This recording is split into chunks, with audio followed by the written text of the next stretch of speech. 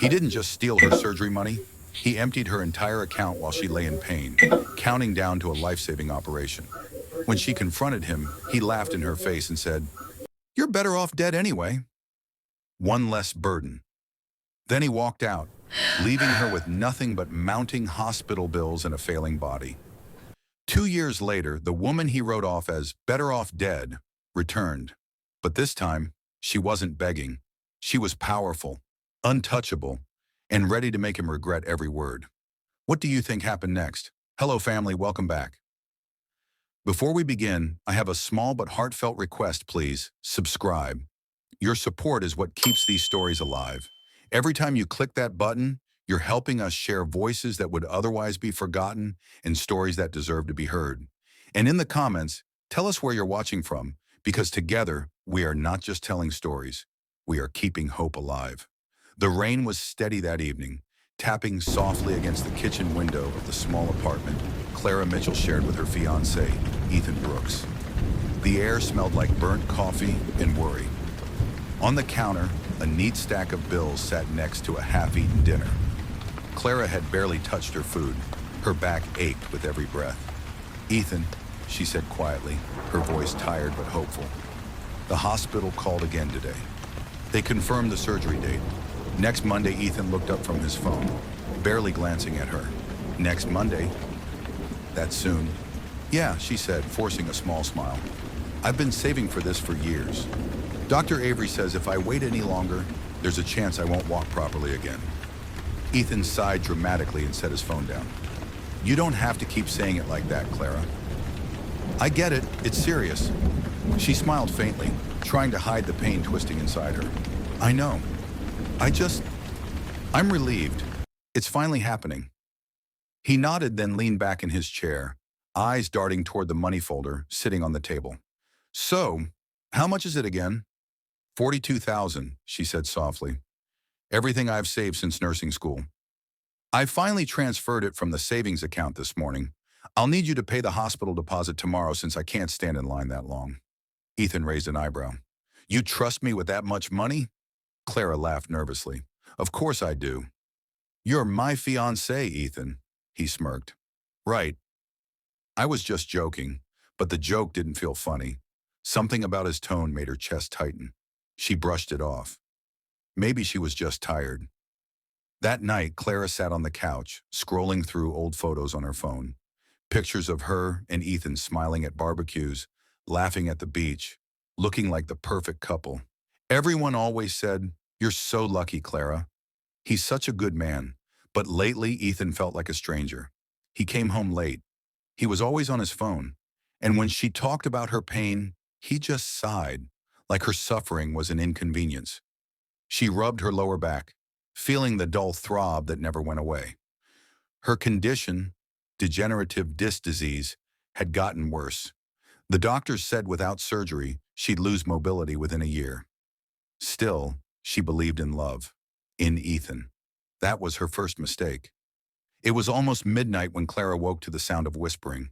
The apartment was dark except for the faint blue glow of Ethan's phone light. She stayed still, pretending to be asleep. "Yeah," Ethan whispered. "Next week. She'll be gone soon anyway. Once it's over, I'll finally be free." Clara's breath caught. Free from what? Ethan paused, then laughed softly. "She doesn't even know how much she's worth. All that money sitting there. I just have to move it before Monday." Her heart dropped. The words felt like knives. She lay frozen, her pulse pounding in her ears. He hung up, tiptoed to the bedroom, and slid into bed beside her. "Good night, baby," he whispered. She didn't answer. Morning came too slow. Clara's mind was racing, trying to convince herself she'd misheard. Maybe he was talking about something else. Maybe she was imagining things. But her gut knew the truth. Still, she needed to see it for herself. She limped to the living room, opened her laptop, and logged into her bank account. Her fingers trembled. The screen loaded. Balance, $0. Her breath caught. "No, no, no, no." She refreshed the page. Same result. Every dollar gone. Her chest tightened as she clutched her phone and dialed Ethan. Straight to voicemail. She tried again. Nothing. She texted him, "Ethan, where's the money? Call me, please." No reply. Clara felt dizzy. Her body trembled as she sank onto the couch. Tears blurred her vision. He wouldn't do this. He couldn't. She grabbed her coat and keys, ignoring the sharp pain in her back. She knew where he might be, his friend's place, the one he always went to when he wanted to clear his head. It was raining again when she found him. He was sitting at a cafe across from a woman Clara didn't recognize. Tall, blonde, expensive-looking. They were laughing, sipping wine like it was a date. Clara pushed open the door, her soaked hair clinging to her face. "Ethan," he froze, his smile vanishing. "Clara? What are you doing here? What am I doing here?" she snapped, her voice breaking. "Where's my money, Ethan? The $42,000 I gave you for the surgery." He stood up fast, glancing at the woman. "Lower your voice." "Don't tell me to lower my voice. You took my money." The woman's eyebrows rose. "What's going on?" Ethan sighed, rubbing his temples. "Clara, listen." "No, you listen," Clara cried. "I trusted you. I gave you everything I had. That was my only chance to walk again, to live without pain." People in the cafe were staring now. Ethan clenched his jaw, his tone turning cold. "Don't make a scene, Clara. You're embarrassing yourself." She stepped closer, tears running down her cheeks. "Embarrassing myself? You stole from me, Ethan. You said you loved me." He laughed in a short, cruel sound. "Love? Clara, you've been a burden since the day I met you. Always sick, always broke, always needing something." Her mouth fell open. "A burden?" "Yeah," he said, leaning closer so only she could hear. "You think I wanted to spend my life waiting for you to get better? Watching you limp around like a victim?" Her hands shook. "You said we were a team." "We were," he said coldly, "until I realized I was carrying dead weight." "You're better off dead, Clara. One less burden in my life." The words hit like a punch to the stomach. People gasped. The woman across from him looked horrified. But Ethan didn't care. He grabbed his coat, tossed a few bills on the table, and walked out. Clara stood frozen, her heart breaking into 1,000 pieces. She tried to follow, but her legs gave out. She collapsed right there on the cafe floor, sobbing. No one helped her. Not one person. That night, Clara returned to the apartment. It was empty. Ethan had taken his clothes, the TV, even her grandmother's photo from the shelf. Only her hospital papers remained on the counter, and a note scrawled in his handwriting, "Don't contact me again." "Move on," her knees buckled. She sat on the cold floor, clutching the note until it tore in her hands. She cried until her throat burned, until her tears ran dry. She called the hospital the next morning to explain, but without the payment, her surgery was canceled. "I'm sorry, Miss Mitchell," the woman said gently. "We can't proceed without the deposit." Clara hung up and stared at the ceiling. The pain in her spine throbbed harder. Her rent was due in a week, and she had nothing left. She tried calling her sister, but they hadn't spoken in months. Pride held her back. Shame did the rest. Days turned into weeks. The pain grew unbearable. Her landlord came knocking with eviction papers. "Sorry, Clara. I've given you enough time." She packed what little she had, some clothes, her nurse ID, and a half-empty bottle of painkillers. Each step felt heavier than the last. She checked her phone one last time. No calls, no messages from Ethan. It was like she never existed. That night she sat on the curb outside the building, clutching her aching back, the rain falling softly again. She had nowhere to go, no one to call, and a body that was giving up on her. For the first time she thought maybe Ethan was right. Maybe she was better off dead. But then, through the pain and tears, something inside her whispered back, "No, not like this. Not because of him." She lifted her head, whispering through clenched teeth, "One day you'll regret this, Ethan Brooks. I swear you will." The rain washed over her face, hiding her tears, but her eyes burned with something new. Not pain, not sorrow, but fury. And that fury, quiet and trembling as it was, would be the spark that changed everything. The world went black for Clara Mitchell 2 months after Ethan left. She didn't remember the fall. One moment she was walking along a bus stop bench, dizzy from pain and hunger. The next, her knees buckled and everything faded into a blur of rain, sirens, and darkness. When she opened her eyes, she was surrounded by the faint hum of fluorescent lights and the smell of antiseptic. Her vision was foggy, her throat dry as sandpaper. A tired-looking nurse leaned over her, adjusting an IV. "You're awake," the nurse said softly. "Don't try to move too fast." Clara blinked. "Where? Where am I?" "Community care clinic," the nurse said. "You were found outside 2 nights ago. Dehydrated, malnourished, severe back trauma." Clara tried to sit up, but pain shot through her spine like fire. She winced and fell back. "Easy now," the nurse warned. "Dr. Wallace will be in to see you soon." An hour later, an older man walked in. Tall, gray hair, kind eyes behind rimmed glasses. His lab coat was faded, but his presence filled the small room with quiet authority. "I'm Dr. Henry Wallace," he said, checking her chart. "You're lucky to be alive, Miss Mitchell." Clara gave a weak laugh. "Doesn't feel like it." He smiled faintly. "You've got a fractured disc and nerve compression. The kind that should have been fixed long ago." Her eyes filled with tears. I had the money for the surgery, but someone I trusted." She stopped, voice breaking. "He stole everything." Dr. Wallace nodded slowly, as if he'd seen this kind of heartbreak before. "And yet you're still here. That means you're not done yet." She looked away. "I don't have insurance. I can't afford another surgery." The doctor leaned against the counter. "There's an experimental procedure, low cost, painful recovery, and no guarantees, but it might save your spine."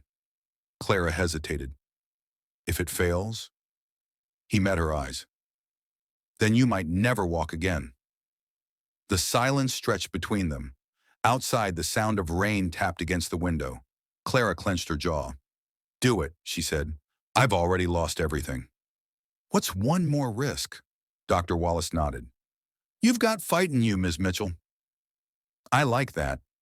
The next few days were a blur of pre-op tests and whispered prayers.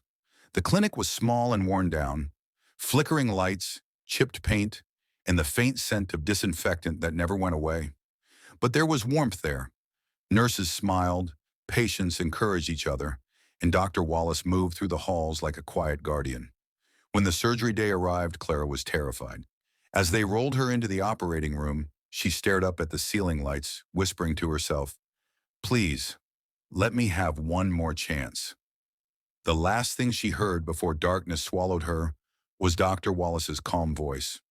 "We're going to fix what others broke." When Clara woke up, it was morning. Her back was on fire. She tried to scream but only managed a strangled cry. Dr. Wallace appeared beside her, checking her vitals. "It worked," he said gently. "The worst is over." "You're safe," Clara sobbed quietly. Safe. She hadn't felt that in months. Days passed. The pain was constant, but she pushed through. She learned to walk again, slowly with a cane at first. Dr. Wallace visited her every morning with coffee and quiet encouragement. "You've got the kind of pain that either breaks a person or builds them," he said one day. "Which one are you going to be, Clara?" She smiled weakly. "I don't know yet." "Well," he said, smiling back, "I think I do." Weeks turned into months. Clara stayed at the clinic, helping wherever she could, folding sheets, cleaning instruments, comforting patients who had no one else. It gave her purpose again. One afternoon, as she was organizing supplies, Dr. Wallace walked in with 2 cups of coffee. "You work too much for someone who's supposed to be recovering," he teased. "I need to stay busy," Clara said. "If I stop, I start thinking too much." He handed her the coffee. "Thinking isn't the enemy, Clara. Regret is." She took a slow sip. "You sound like you've lost something, too." He chuckled. "Everyone in this building has. That's why we're here for the first time in months." Clara smiled. A real smile. The kind that didn't hurt. One rainy evening, after finishing her shift, Clara sat in the tiny staff lounge scrolling through her old phone. The screen cracked, the battery barely lasting an hour, but it was her last connection to the world outside. She hadn't checked social media since Ethan left. But that night, curiosity, or maybe masochism, got the better of her.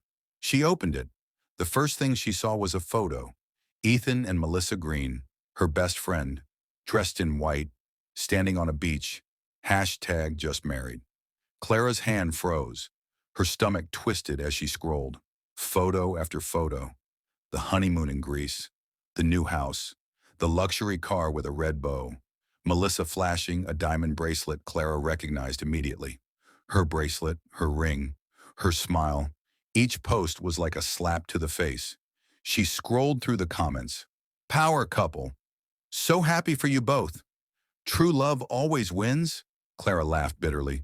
True love, she whispered. Sure? Her hands trembled as she clicked on one of Ethan's posts. Hard work pays off. Blessed to start this new chapter. Hard work? He meant her money, her sacrifice, her pain. The screen blurred as her tears fell. He took everything, she whispered. Even her. Dr. Wallace found her an hour later, sitting alone in the dark lounge. You okay? He asked gently. Clara wiped her eyes. Just saw something I shouldn't have. He sat across from her. Want to talk about it? She hesitated, then told him everything. From Ethan's betrayal to Melissa's deceit, from the stolen money to the canceled surgery. When she finished, Dr. Wallace was silent for a long time. Then he said quietly, the people who break you aren't worth the energy it takes to hate them. Clara looked at him, eyes red. Then what am I supposed to do? Pretend it didn't happen? No, he said. Remember it. Every bit of it. Let it remind you what you survived. But don't waste your revenge on anger, Clara. Build yourself so high they can't touch you. She stared at him, unsure whether to cry or laugh. Build myself? He nodded. You've got brains, kindness, and grit. That's power. Use it. His words stayed with her. That night, as she lay on her small clinic cot staring at the ceiling, she whispered to herself, build yourself so high they can't touch you. Something changed inside her then. A spark she thought had died. Months passed. Clara threw herself into work at the clinic. She helped patients fill out forms, assisted with wound care, and organized fundraisers. The pain in her back never fully went away, but she learned to live with it.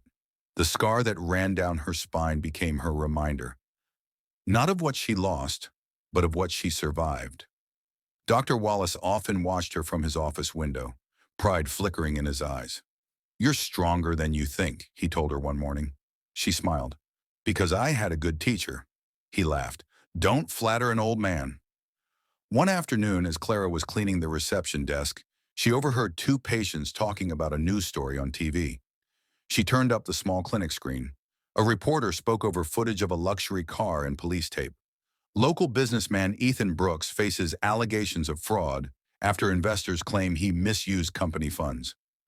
Authorities are investigating reports that several accounts were opened under a woman's name, a former partner named Clara Mitchell. Clara froze. Her name.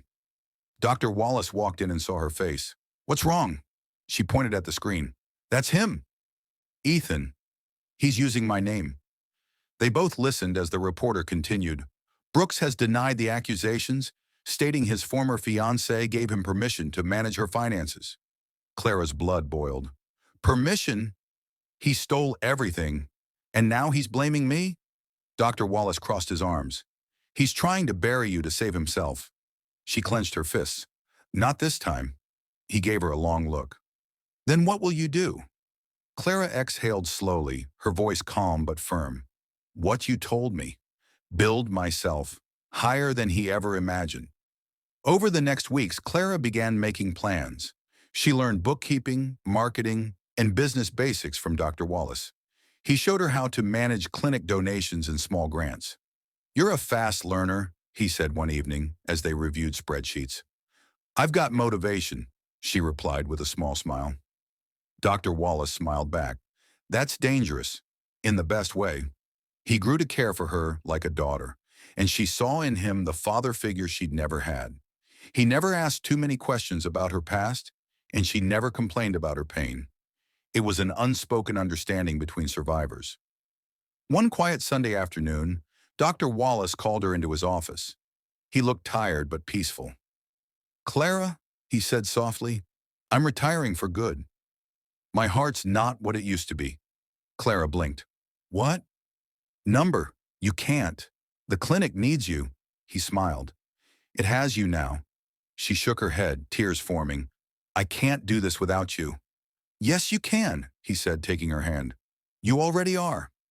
He handed her a small key, the master key to the clinic. I trust you to keep this place alive. You've given it more heart than I ever could. Tears streamed down her cheeks. Dr. Wallace, he squeezed her hand gently. Promise me something. Anything. Don't waste your life chasing the past, he said. Build your own future. One that's bigger than the people who tried to destroy you. 2 weeks later, Dr. Henry Wallace passed away quietly in his sleep. Thank you, she whispered, for saving me, for believing in me when I didn't believe in myself. She took a deep breath, staring out over the horizon. Then she made a vow. I'll carry your name, Dr. Wallace.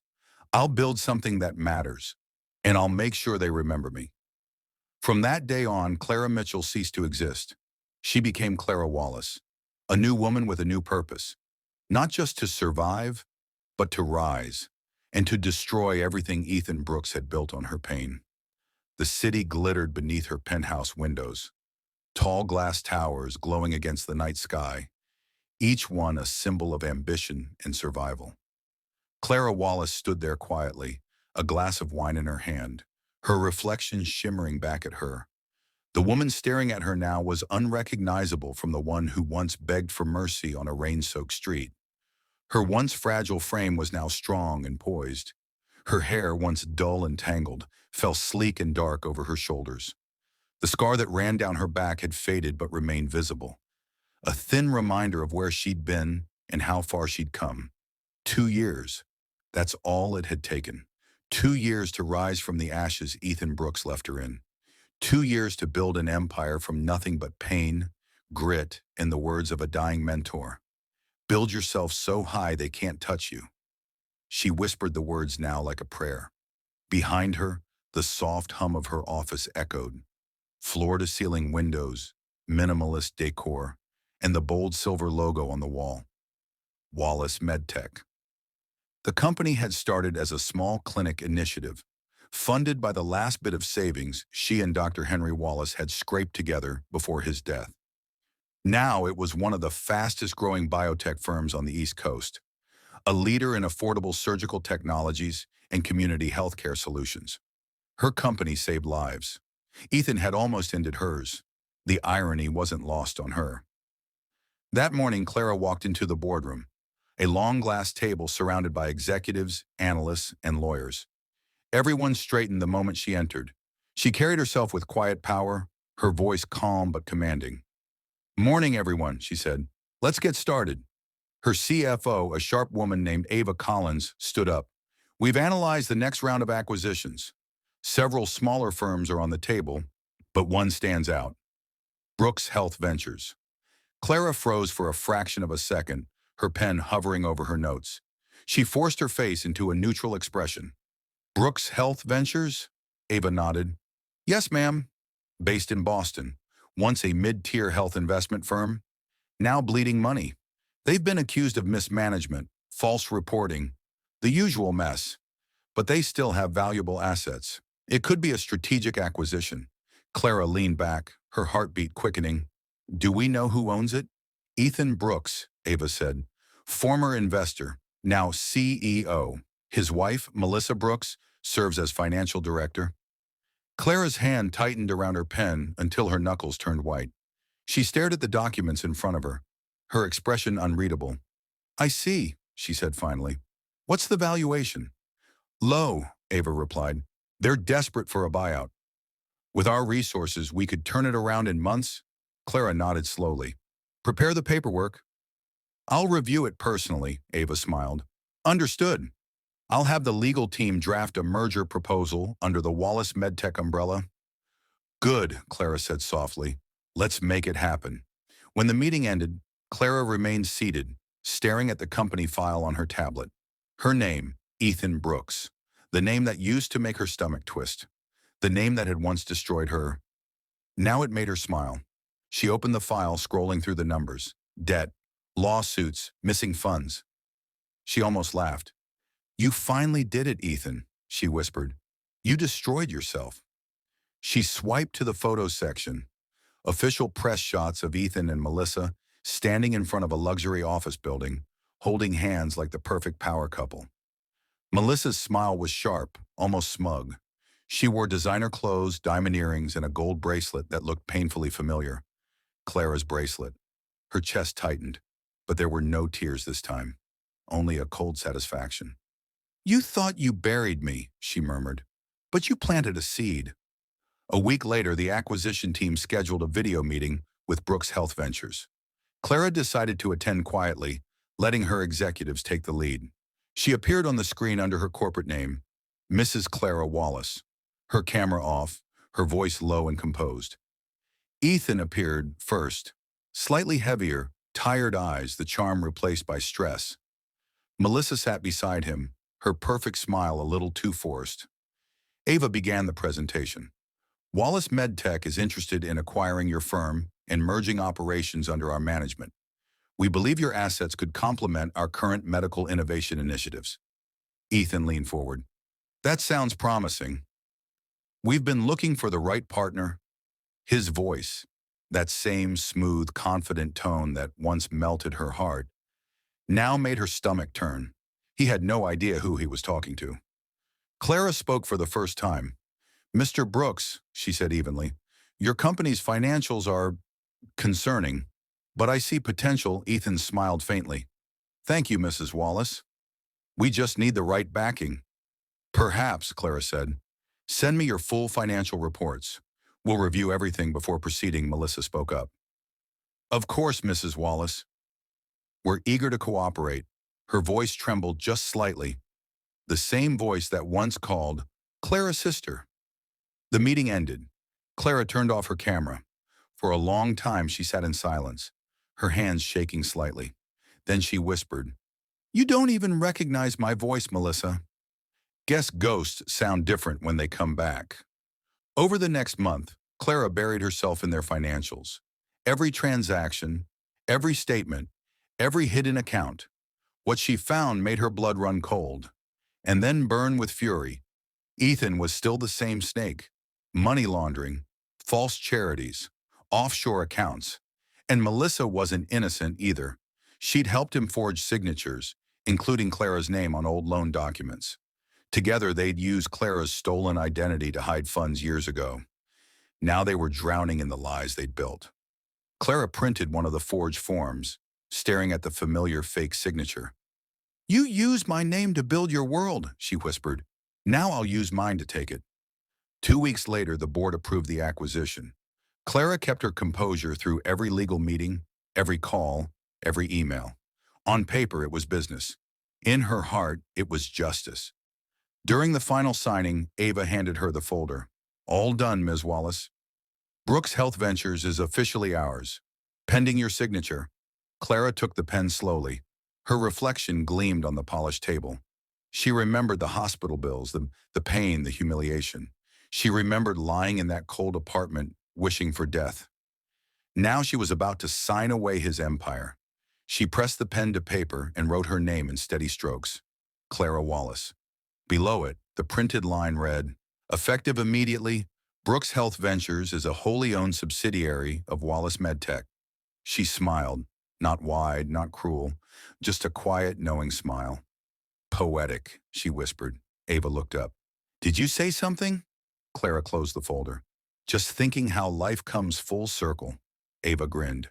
Would you like to attend the official merger gala next week? It's in Boston. They're hosting it. Clara paused, her eyes gleaming. Oh, I wouldn't miss it for the world. The week before the gala, Clara made a trip back to Boston. It had been years since she'd last seen the city. The same streets where she'd once fallen, broken and hopeless. Now she arrived in a black chauffeured car, stepping out in heels that clicked like confidence against the pavement. Everywhere she looked, memories tried to claw their way back. The cafe where Ethan had humiliated her. The clinic where she'd woken up. But she didn't flinch. The ghost couldn't touch her anymore. That night, she stayed at the Grand Archer Hotel, the same one hosting the merger event. From her suite, she could see the city lights reflecting on the river. She sat by the window, reading through the final merger notes when her assistant knocked. "Ms. Wallace," he said, holding an envelope. "A courier just dropped this off. It's from the Brooks Health Ventures office." Clara opened it carefully. Inside was a handwritten note. From Ethan. "Mrs. Wallace, I want to personally thank you for giving our company a chance. My wife and I are looking forward to meeting you at the gala. Warm regards, Ethan Brooks." Clara's lips curved into a slow smile. "Oh, Ethan," she whispered, "you have no idea who's coming." The next morning, she stood in front of the mirror, wearing a fitted charcoal suit. Her assistant adjusted the necklace around her neck. A simple gold pendant shaped like a small circle. "You look powerful, ma'am," he said. She nodded. "I am." Then she picked up her phone and opened the file she'd prepared. The evidence of every fraudulent transaction, every hidden account, every forged signature. Her plan was already in motion. The gala wouldn't just mark a merger, it would mark Ethan Brooks's downfall. Later that evening, as she walked into the nearly finished ballroom, she looked around at the gold chandeliers and marble floors. Workers were setting up tables and testing lights. In a few days, the place would be filled with investors, cameras, and applause, all of them celebrating a merger that Ethan thought would save him. Instead, it would end him. Clara walked to the center of the room and imagined the faces. Ethan's shock, Melissa's guilt, the whispers spreading through the crowd. Her smile deepened. "I'm not coming to celebrate," she murmured. "I'm coming to collect." Outside, the city lights shimmered across the water, just as they had the night Ethan betrayed her. But this time, Clara wasn't the woman crying under the rain. She was the storm. She closed her laptop, stood by the window, and whispered to herself one final promise. "You took everything from me, Ethan. My health, my money, my heart. Now I'll take everything from you and make you thank me for it." She turned off the lights, her reflection fading into the glass, leaving only the city behind her. The countdown to the gala, and Ethan's reckoning, had begun. The ballroom shimmered like a dream, gold chandeliers hanging from the high ceiling, glass walls glinting with the city's lights, and waiters weaving through a sea of champagne glasses. The sound of clinking silverware and polite laughter filled the air. Cameras flashed. Reporters hovered near the red carpet, waiting for the evening's stars to arrive. Tonight was the grand merger gala between Wallace MedTech and Brooks Health Ventures, the event of the year in the medical tech world. Everyone wanted to see the woman who had rescued the failing Brooks empire, but so far the mysterious CEO of Wallace MedTech hadn't arrived.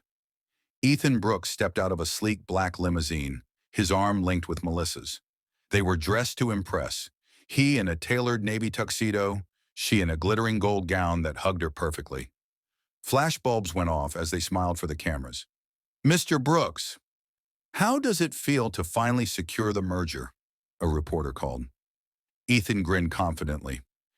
"It feels like a new beginning, for our company and for us," he said, squeezing Melissa's hand for show. She smiled, though her eyes looked tense.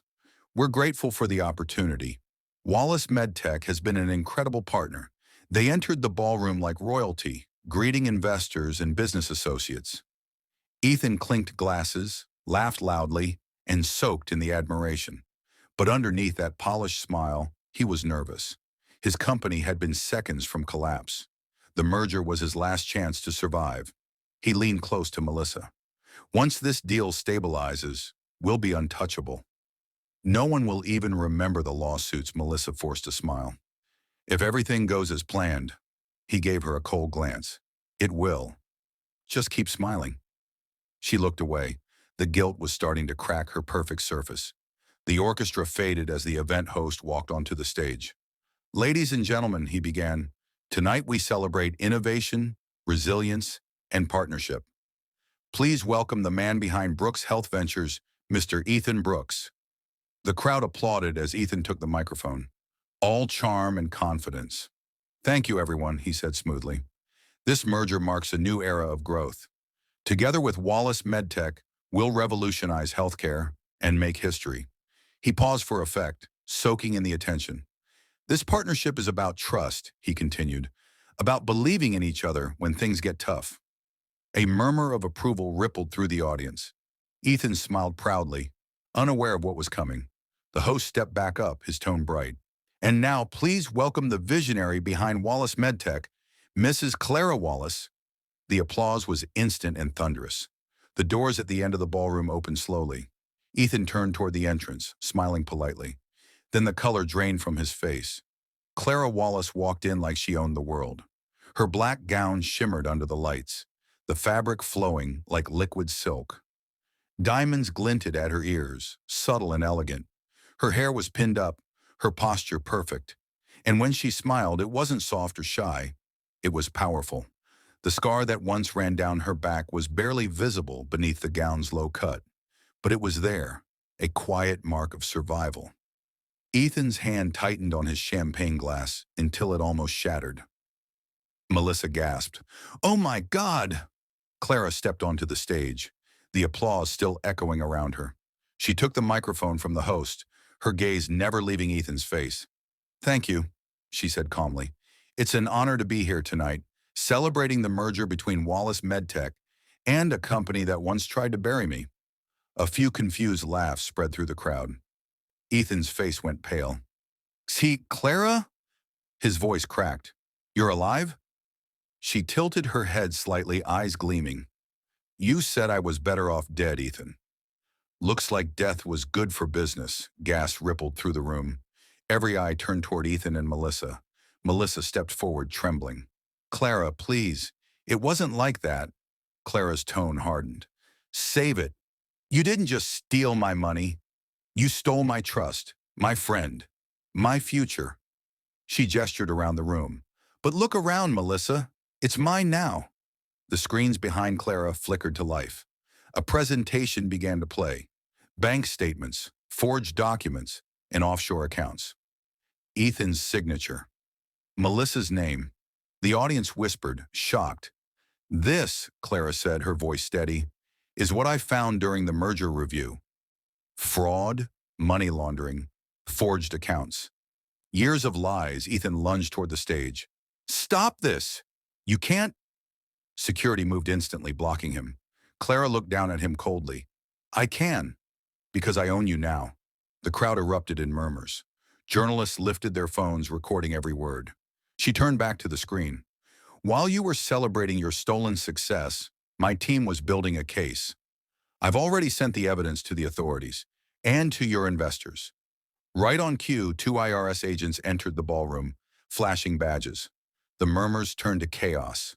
Melissa's hands flew to her mouth. "Ethan, what did you do?" Ethan spun on her. "You think this is my fault? You signed those documents too." "I didn't know what you were hiding," she cried. "Oh, spare me," Clara said coolly. "You knew exactly what you were doing. You wore my jewelry while you spent my money." Melissa's knees buckled, tears streaming down her face. Ethan tried to push past the agents, but they grabbed his arms. "You ruined me," he shouted, his voice echoing through the hall. Clara's expression didn't change. "No, Ethan.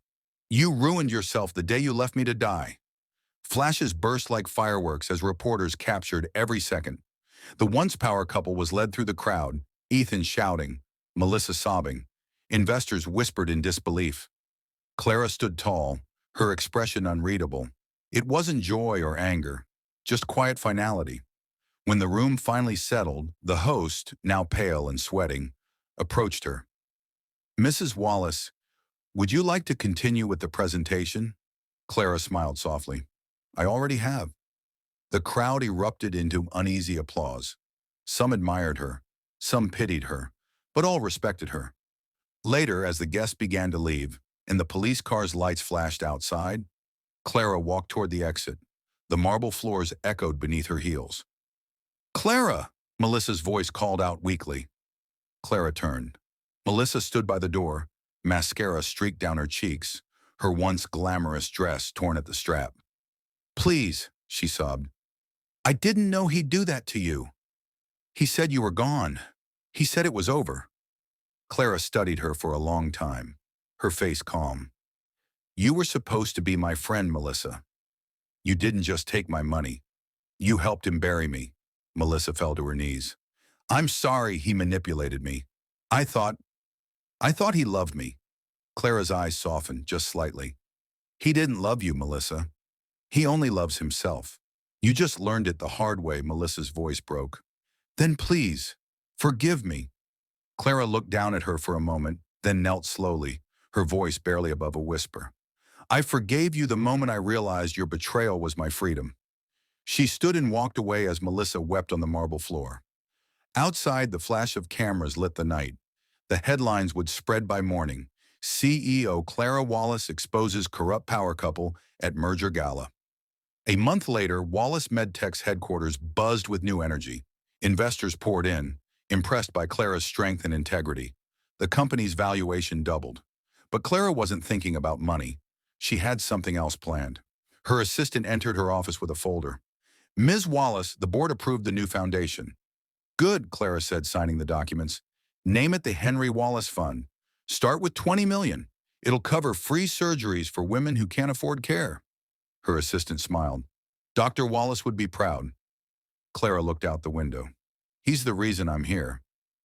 That weekend, she drove to the small hillside cemetery where Dr. Henry Wallace was buried. The grass swayed gently in the wind, the sky a pale shade of gold. She knelt by his grave, setting down a bouquet of white roses. Hey, Doc, she whispered. It's done. They finally paid for what they did. She smiled faintly. You were right. The best revenge isn't destroying them. It's becoming untouchable. She traced the engraved letters of his name, her eyes soft. You saved me twice, you know. First my body, then my soul. A single tear slid down her cheek, but this time it wasn't from pain. It was peace. She stood, brushing the dirt from her knees, and turned toward the horizon. The wind carried her words softly as she walked away. When people show you cruelty, don't chase revenge, chase greatness. Let your success be their punishment. The sun dipped low as she got into her car, the city skyline glowing in the distance. For the first time in years, she felt light, free, whole. Clara Wallace had lost everything once, but she'd rebuilt it all on her own terms. And as she drove away, the words that once haunted her echoed faintly in her mind. You're better off dead, she smiled. Maybe I was. Because the woman who came back isn't someone you could ever destroy.